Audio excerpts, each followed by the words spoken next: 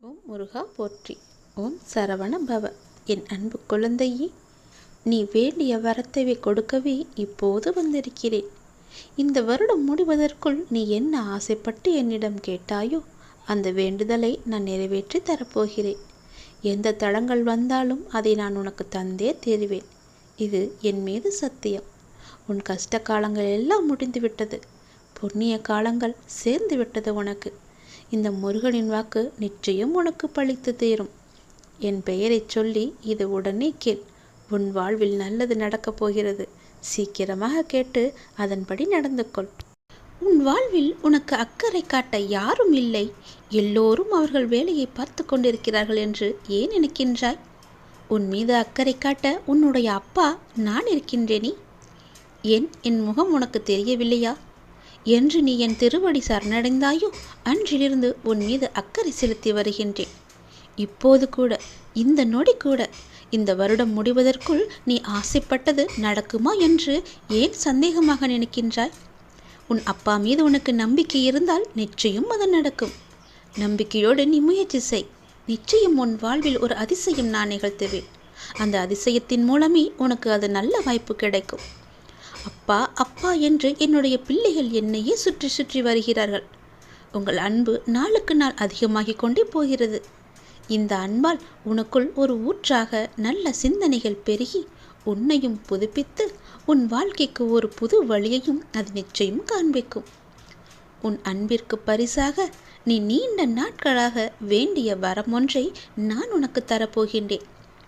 எத்தனை நாட்கள் தவித்து கிடந்தாய், அந்த வரம் எனக்கு கிடைக்காதா என்று. மனதில் திருப்தியோடு முகத்தில் மகிழ்ச்சியோடு இன்று நீ எனக்கு தீபம் ஏற்றிவிடு.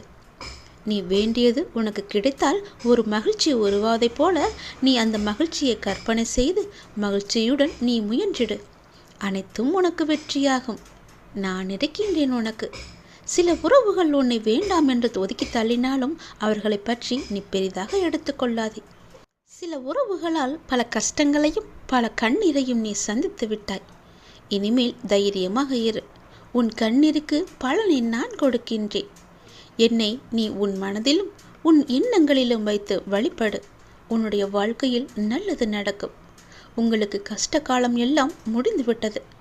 புண்ணியம் நிறையவே சேர்ந்திருக்கிறது. உன்னுடைய பாவம் விலக்கப்பட்டுள்ளது.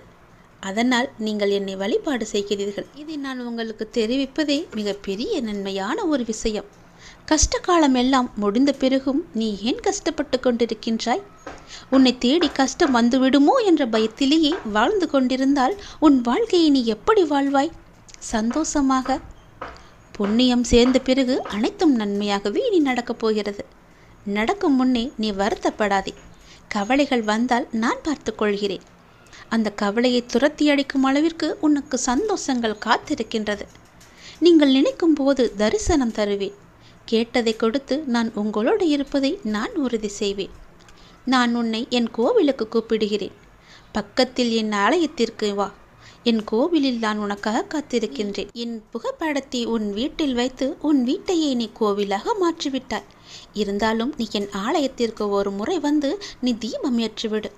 எப்போதெல்லாம் நேரம் கிடைக்கின்றதோ அப்போதெல்லாம் என்னை ஆலயத்திற்கு வா. உன்னுடைய மனம் குழம்பி தவிக்கும் போதெல்லாம் நீ என் ஆலயத்திற்கு வா. நிச்சயம் உன் குழப்பத்திற்கான பதில் அங்கே நிச்சயம் உனக்கு கிடைக்கும். இப்போது நான் எதையும் எதிர்பார்க்கவில்லை உன்னிடமிருந்து. நம்பிக்கையை மட்டுமே உன்னிடம் நான் எதிர்பார்க்கின்றேன். எவ்வளவு பெரிய கஷ்டமாக இருந்தாலும் கடவுள் மீது நம்பிக்கை வைக்கும்போது அவர் உனக்கு நிச்சயம் தன்னம்பிக்கை தந்து உன்னை வெற்றி பெற செய்வார். நடுவழியில் உன்னை கைவிடுவதற்காகவா நான் உன்னை இவ்வளவு தூரம் அழைத்து வந்தேன்? நிச்சயம் உன்னை கைவிட்டு விட மாட்டேன். உன்னுடைய வேண்டுதல் எதுவோ அது நிச்சயம் பலிக்கும். நான் இன்றே அதற்கான வரத்தை தருகிறேன். பெற்றுக்கொள்.